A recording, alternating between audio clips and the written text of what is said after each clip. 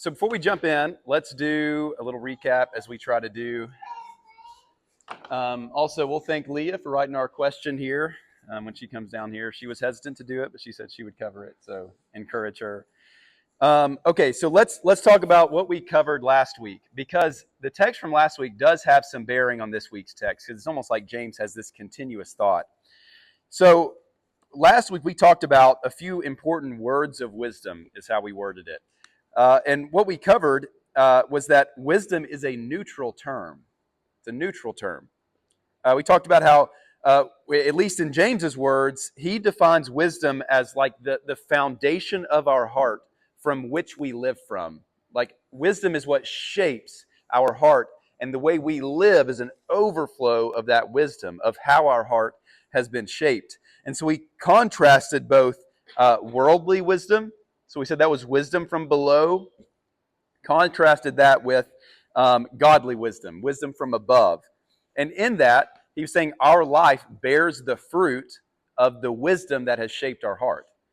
And so we talked about, this is a big point that James wants to make. He was saying, wisdom is not, I am wise because of what I know. Wisdom is not, I am wise because of what I've been taught, not wise because of what I say, but whether or not we are living in godly wisdom is ultimately reflected in how we are living. And I really think what a great perspective for us. It's like God gives us almost an evaluation tool for our heart. So if we want to know what's shaping our heart, from what wisdom are we living from, well, we look at the fruit of our life. Like what's surfacing. That is like a litmus test for what's going on in our heart. And so God in his great knowledge and sovereignty gives us that tool for us. So good. And so what James does is he says, here's the wisdom, and then talks about its fruit. And so he says, look at this wisdom and the fruit that it bears. So first we talked about wisdom from below and its fruit. So we talked about, at least in the two that he highlighted, bitter jealousy, selfish ambition. He talks about how jealousy, envy, selfish pride, and ambition, that these worldly, temporary perspectives, when a group of people live under the influence of those sins, and are unrepentant towards it, what is created is what he says, disorder, and it says every vile practice. And so when people live with that heart, jealousy towards one another, envy towards one another, selfish ambition, what is produced in the group of people is just that, disorder. Now, on the contrast, he talks about the wisdom from above and its fruit. And what we talked about is how important it was that he starts that list with saying that our hearts are pure. And then from that flow all of these things. He talks about peacefulness, gentleness. This is wisdom from above, open to reason, full of mercy and good fruit, impartial, sincere. And we talked about, and the fruit that is produced when a group of people embody those traits is a place of righteousness, a place of peace, a place of love, of hospitality amongst the group. It's like, man, wouldn't we love to be there as a church? And so that was last week, and I would say that James is continuing on in this. We have a chapter break here. Chapter 4 starts, but I don't know that James would have intended there to be a section break here. And so we do kind of feel like this section just continues. And so this week, I think James is going to continue to build on instructing us on our interpersonal relationships. Okay, and the more I study James, I think the more I feel that this letter focuses greatly on how we are to live with one another, how we are to live and interact with one another, whether this is partiality, caring for orphans and widows, eliminating favoritism, all the things that we've been talking about so far, taming the tongue, embodying wisdom together. James is giving us a great sense of direction of how the church can live together in active faith. And he's going to continue in this path today.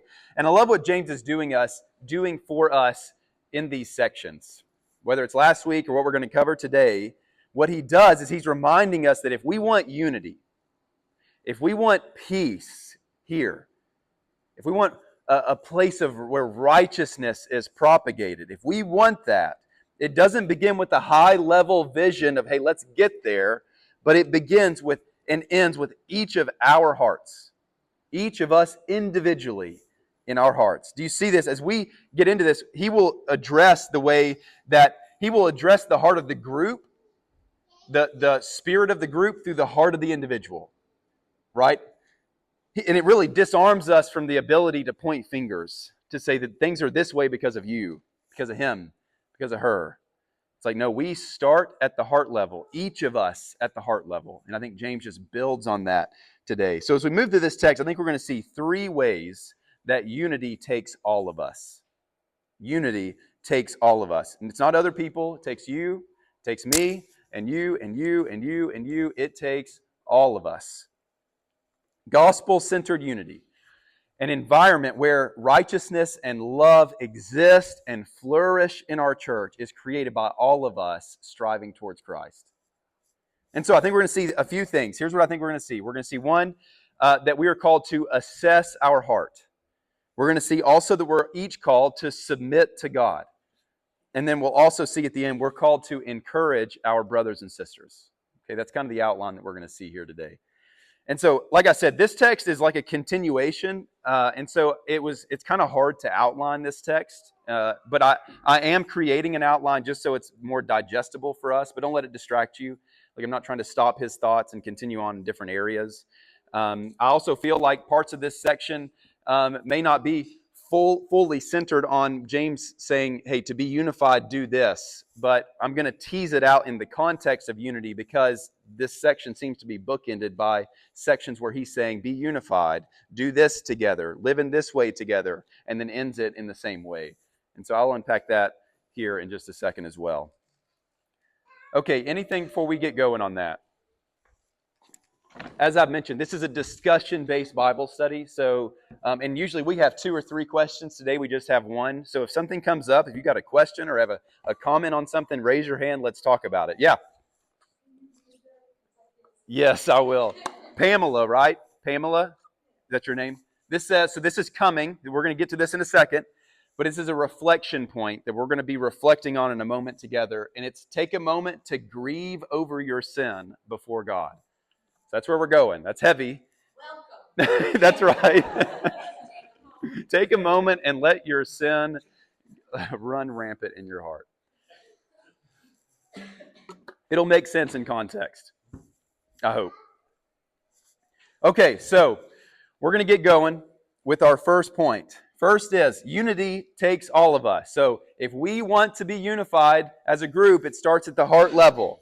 The first thing is that we have to be people that assess our hearts. Assess your heart. As opposed, this doesn't say unity takes all of us. Point the finger. Doesn't say that. So what does he say here? He says, what causes quarrels and what causes fights among you? Is it not this, that your passions are at war within you? You desire, and you don't have, so you murder. You covet and cannot obtain, so you fight and quarrel. You do not have because you do not ask. You ask and you do not receive because you ask wrongly to spend it on your passions. So what's he saying here? So I love how James just starts this passage, kind of like he started in the wisdom. Remember in this last section when he was like, who is wise among you? He asked this question that's almost like rhetorical, like who would consider themselves wise? And he's almost like daring someone to answer like me. I am wise. And he says, well, remember, wisdom is not what you know. Wisdom is how you live. So would you really say you're wise? He almost starts with a similar question. Like, what causes fights and quarrels among you? Almost tempting us to say, other people. It's that person's fault. It's because they do this, because they live this way. And he says, is it not what's within you? Is it not the passions that wage war in your heart? And so, doesn't this sound, I think, similar to what we read last week, which is, again, why I think this is connected? Because in both of these sections, he's tying direct connections between the state of our hearts and the state of our relationships. Okay? Because remember, last week he said selfish ambition, bitter jealousy lead to disorder and vile practice. Here, what causes fights among you? Don't point a finger. These fights are birthed from within us. And even a step further, it almost seems like James might be expanding on this idea of disorder and vile practice, because I think we see a lot of similarities here. Look at it. He says quarrels and fights. That sounds like disorder, right? Or where's it coming from? Passions, desires, coveting. That sounds like selfish ambition. Sounds like bitter jealousy. So it feels that these are connected. And so I think I'm just trying to point out that James is really trying to drive the point home for us and for his audience that relational strain has its root in misguarded hearts. It's not circumstantial. It is misguided hearts. What causes fights among the body of Christ? It is when the members are directed by selfish passions, is what he's saying. Now, I want you to think about our bodies anatomically, and I'll tell you, there's a lot of insecurity in me sharing an illustration like this with a group of nurses and doctors in this room. So, I mean, you guys can tell me if I'm butchering it, but we think about our bodies. And I want you to think about if our organs operated without the others in mind. Imagine if our organs operated without the others in mind, as if they functioned as if their needs were most important. As if each organ was fighting over who got the best blood, who got all the nutrients without the others in mind. That was definitely not a doctor term, best blood. I'm just assuming that there could be like first fruits of blood that goes to the... Anyways, what if they function like that? And listen, I don't mean like in a moment of need where your body, like the organs might sacrifice to the care of the one that's in need. Like that would be a beautiful image of what the church can be. I'm not saying like that, but I'm saying instead, what if each organ operated selfishly as if they didn't belong to a broader system? Like what if our heart functioned that way, our liver functioned that way? If a doctor saw that, they would call the whole body sick. Right? If they noticed that these organs had these tendencies, they wouldn't say that's a bad whatever. I guess they might, but they would say you are sick. This body is sick. In the same way, when one member of the church family functions this way, the entire body suffers. The entire body suffers. He really goes on to hit this hard in this section. If you look at the text, he says, you desire, but you don't have, so you kill. You want, but you can't get, so you fight. Now, most believe that James isn't talking about homicide, like you actually kill, though some interpreters have said maybe. But it's unlikely that that's what's going on. Instead, it's believed that James is just trying to get us to understand the extreme nature and the trajectory of these types of feelings, of these types of bitter hatred. You know, what happens when we relate to one another with only our interests in mind? What happens in the group? What's stirred in our hearts if we are content to live with our desires first, without the need of others? What happens in those cases? Not peace and understanding. What is stirred is not peace and understanding, but what is stirred is hate, is frustration. Not celebration and joy with one another, but resentment and jealousy and gossip begins to stir. And so also what seems to begin as just a little unguarded selfishness could lend itself to murderous anger as the seed of sin runs its course. And tell me you haven't felt this before. Like, tell me you've not had a feeling that started maybe with just a little bit of unrepentant jealousy that we let run, or started with a little bit of frustration or some entitlement or some greed. And what happens is you allow yourself to live in that. You allow yourself to let your mind take those things. You let your mind talk to other people who are not protecting your heart. What begins to fester in you as you let those things run? Doesn't it fester, and the next time you see that person, you're angry, and even more angry than before, even though nothing else has happened? He's trying to see that this trajectory, that as we let these selfish desires run their course, where it lands is this type of murderous hatred towards one another. And he's saying this cannot be within the church. And so I want us to, now, I think I also want to say this. As I was preparing this, I thought it was super important to recognize that we should acknowledge that some of us in here have been hurt by the church. And it was to no fault of your own. Like some of us have been hurt as a result of somebody else's selfishness, somebody else's bitterness. And I want you to hear me say like that. We are not glancing over that and say, no, it's in your heart. Like we do need to recognize that those things happen, and I am sorry. Like when we get hurt by the body, it hurts us. And so I just want to first stop and say that I'm sorry. I pray that Pursuit Church can be a place of healing, a place where you regain trust in the body, where you regain trust even in the Lord. But that takes all of us pursuing Christ in our heart together. So I just want to make a word or say a word about that. And so what I am saying that is if we want to be a church where peace, where hospitality, where unity, where encouragement exists, how do we get there? We all, each of us, must be assessing our heart. We all must be dealing with our hearts, not pointing quick to point the finger.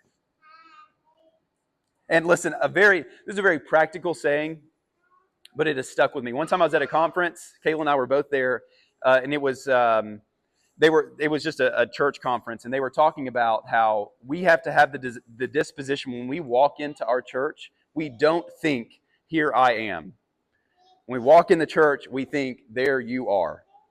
That's just an easy phrase. We walk in, it's not, here I am, come to me. It is, there you are, what can I be for you? And he's saying, this is assessing a heart. This is not pointing the finger. This creates unity among us. Here, there you are, not, here I am. And I'll just tell you, I long for this reality in our church. Truly. I pray that anybody that walks through our doors as a church, that we would say, you are valued. That we would say, you are welcomed. We are hospitable towards you. Not just to those who walk in, but those who exist here. Those that do life together. That we would fight for this type of culture here at Pursuit. So any words on that? Anybody got anything to say on that before we move to the next point?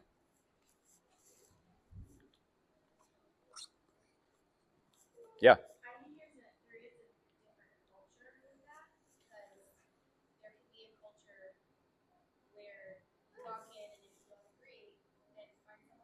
Mm-hmm. And that's a really that's a different kind of culture than unity. Sure. That's right. Yep.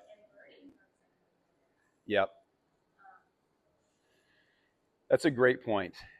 It's a difference in uniformity and unity, right? Like we don't strive for uniformity. Like I don't want everybody in here looking the same, thinking the same, having the same tertiary and third level doctrinal stances. Like if we want to be a church that is unified in the gospel and the gospel alone, then we will celebrate the diversity that exists here in each of our members. Now, there's obviously places we protect. There's doctrine that we stand on and say we can't falter on this. But we have to recognize our goal is not uniformity. That's just like a country club. You rally around your same interest. Unity is looking to the gospel together and saying we can be unified even if we don't agree. That's the gospel. That's the unity we're aiming for. Anything else? You guys can't see this, can you? Sorry, Barbara. This TV is...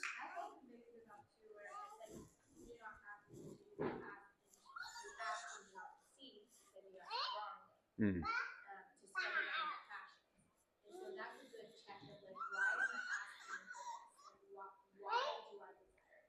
Yeah. Mm-hmm.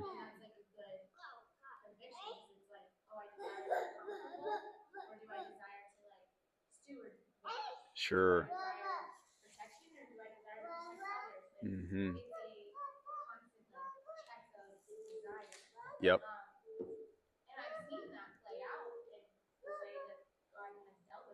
Mm-hmm. Mm. Sure. Yeah, that's good. Good comment there. Anything else? John, you thinking on something? I did not mean to interrupt. I just didn't know if you had a comment. You're welcome to. Hey, feel free. What's up? I was gonna say, I feel like this is laid out in our family, like with our kids. Goodness. Yeah. And just the fight, the words fight and quarrel. I was like, man, that is very prevalent in our home right now. Yeah. But I was also convicted that it was just a good reminder to assess our hearts, because I feel like I often just want to take the easy route of like passing over our hearts and just like, get it together, we need to share, or whatever the situation is. Yeah. So yeah, this is just a good reminder to take the time to assess all of our hearts in whatever fights and quarrels, even if it's 5 minutes apart for Yeah. hours on end. Addressing our heart, leading our kids to address their hearts. Yeah. Because that's the root of the problem. I just had to write that. That's going to bring unity. Yeah, that's right. In our relationship together. Yep. Anything else? I just wrote that down so we can talk to our kids about it. They're going to get the sermon tonight. I'm just kidding. Okay. We're going to keep moving here. Let's see. Where are we at? Okay, so what we're going to see next, let's see, where are we at? Okay, we're going to see James take a hard shift in his letter here. You're going to see this next section becomes almost a different tone than what he has wrote about up to this point. And so if you remember, up to this point, James has been using very familial language. Brothers, beloved brothers, my brothers, right? He continues to really use these endearing terms to one another. But then here, he starts it much different. He says, you adulterous people.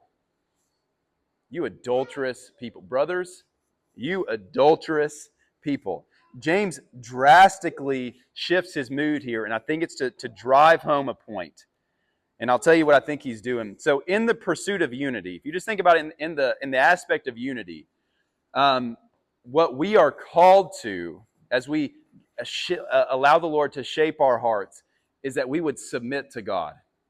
And James wants us to take this very seriously. And so what's he saying? What's he saying? James, I think, takes us deeper into the reality of sin.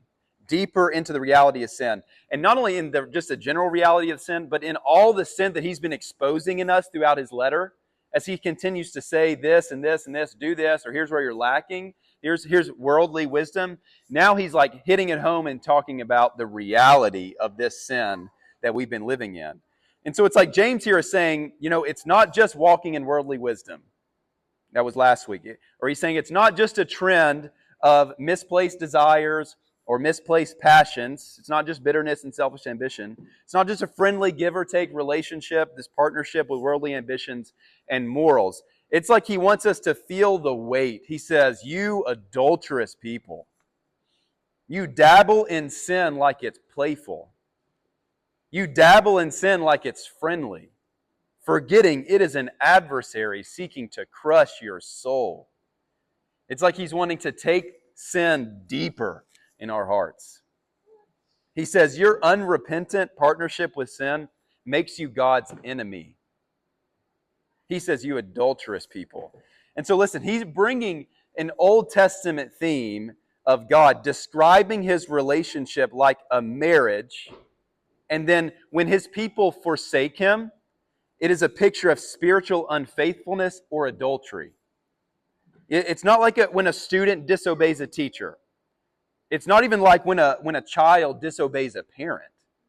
But what he says, it's the imagery of the pain and heartache when someone who's supposed to belong to you only willingly shares themselves with someone else. This is the feeling that James is trying to get us to feel. It reminds me of Jeremiah 3, verse 20, when he says, "Surely as a treacherous wife leaves her husband, so have you been treacherous to me, O house of Israel, declares the Lord." The picture here is serious. And I want that to sink in for us. I want to match the tone that James is using here.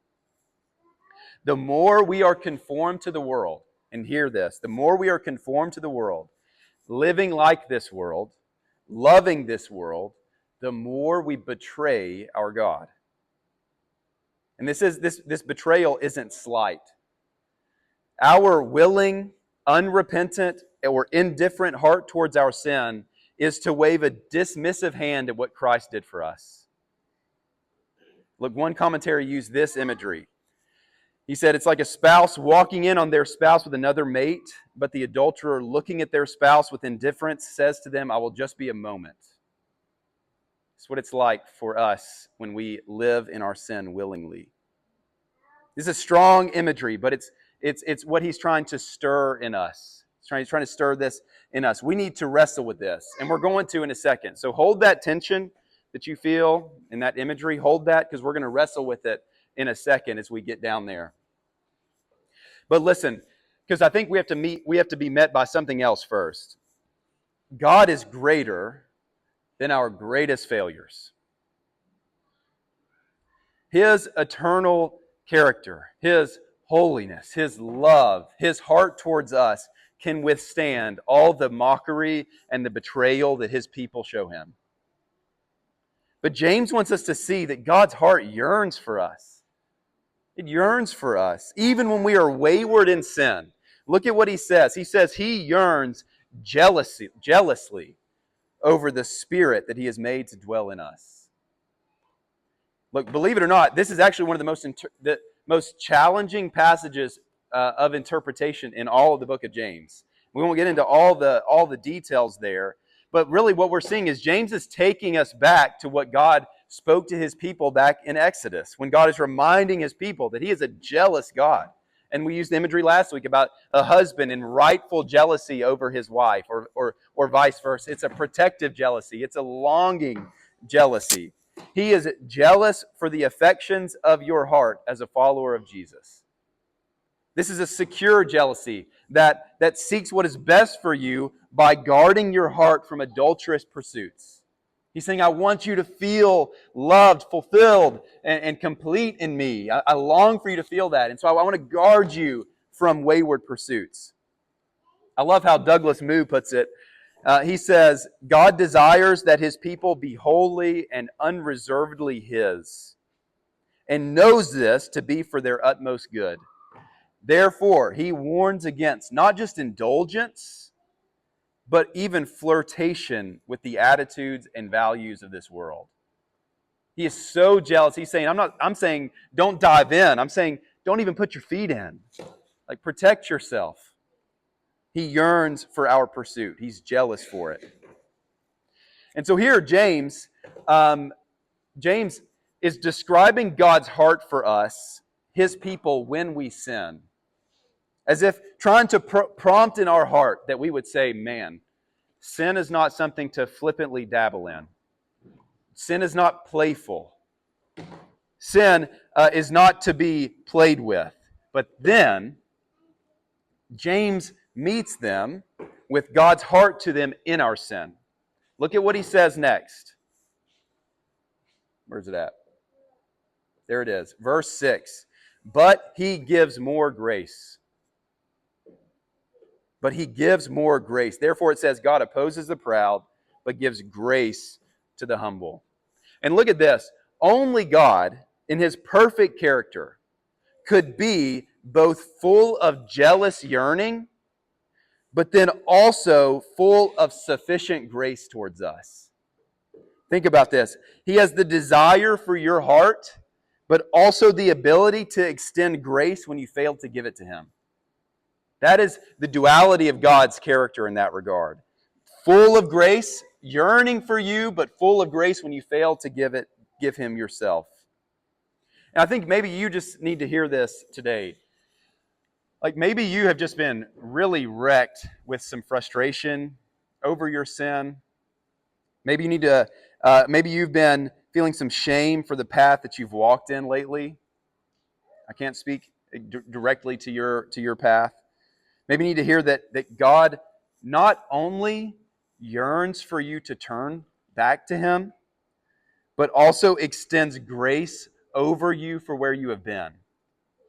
This is the duality of God's character. It says, I yearn for you, I long for you. Recognize that I want your heart, but also see that I'm full of mercy and grace all over everywhere that you have been in your pursuits. Anyways, nevertheless, he's got a good quote here. This is what he says. What comfort there is in this verse. It tells us that God is tirelessly on our side. Tirelessly. He never fails in respect of our needs.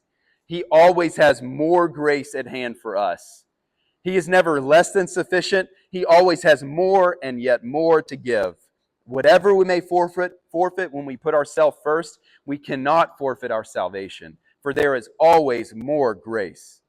No matter what we do to Him, He's never beaten. His resources are never at an end. His patience is never exhausted. His initiative never stops. His generosity knows no limit. He gives. Yeah, he ends with, humble yourselves before the Lord and He will exalt you. We don't have to pick ourselves out of the dirt. When we humble ourselves before the Lord, when we own our sin, when we walk through this, man, He will restore us. And so what I'm going to do, I'm going to pray for us. See, that's why we did announcements before, because we would have never had time for it now. We're going to pray, and we need to grab our kids. So let me pray. Lord, thank you for this time. Lord, even as we're having to end this quickly, Lord, I pray that that we wouldn't lose any of the impact that it's had. I pray that what you've done in our hearts has been good and fruitful. And Lord, would you stir within us righteousness, stir within us a hunger to live in a way that honors you. Lord, give us such a disdain for sin that you would just cause us to be disgusted by it. Would you work that in our hearts? And would you help us to not just stop sinning, but would you help us to create habits within us that cause us to turn from sin and walk towards you? Lord, we thank you for this picture here, and we ask you to work this out in us. It's in your name that we pray. Amen.